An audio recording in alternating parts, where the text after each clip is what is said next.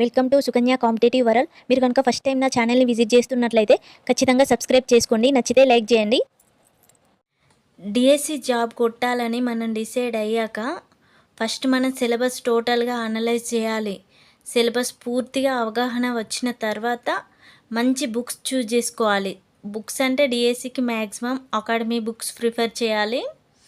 Next ఒక ప్రణాళికతో మనం మంచి టైం టేబుల్ వేసుకోవాలి. ఈరోజు నేను ఫాలో అవుతున్న టైం టేబుల్ని మీతో షేర్ చేసుకుంటాను. ఫస్ట్ నేను వెయిటేజ్ టాపిక్స్ అవన్నీ చూశాను.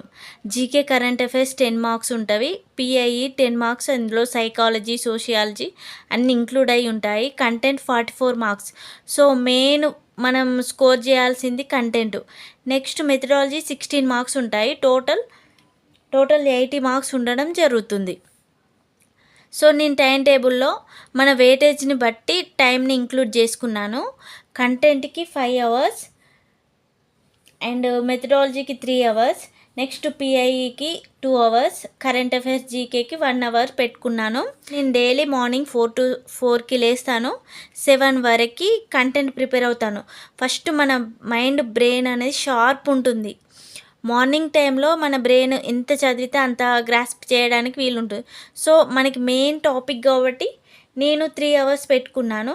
నెక్స్ట్ నాకు ఇంట్లో వర్క్స్ అని 7 to 9 ఫాస్ట్గా ఇంట్లో వర్క్స్ బ్రేక్ ఇచ్చి వర్క్స్ అన్ని కంప్లీట్ చేసుకోవడం జరుగుతుంది. ఇంక్లూడ్ వర్క్ చేసుకునేటప్పుడు కూడా మనం చదివింది రివైజ్ చేసుకుంటూ వర్క్ చేసుకుంటే సరిపోతుంది. Next 9 to 10 daily newspaper and current affairs అలా చూస్తాను. నెక్స్ట్ 10 to 1 మెథడాలజీ ప్రిపేర్ అవుతాను.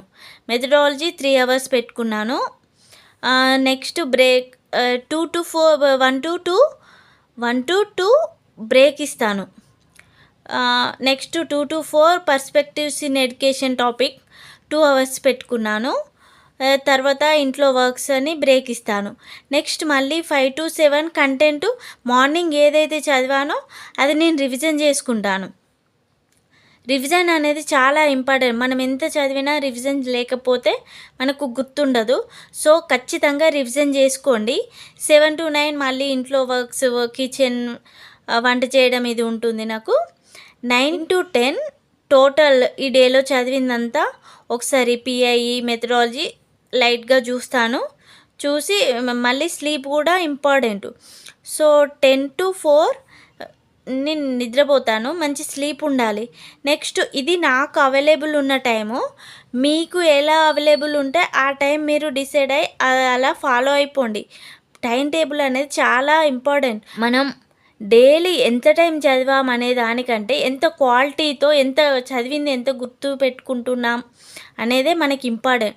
సో చదివిన దాన్ని క్వాలిటీగా చదవండి. మీరు 5 అవర్స్ చదివినా 6 అవర్స్ చదివినా మంచి క్వాలిటీతో చదవండి. డైలీ ఎన్ని అవర్స్ చదివిన దాన్ని రివైజ్ చేయడం చాలా ఇంపార్టెంట్. సో రివిజన్ అనేది చాలా ఇంపార్టెంట్.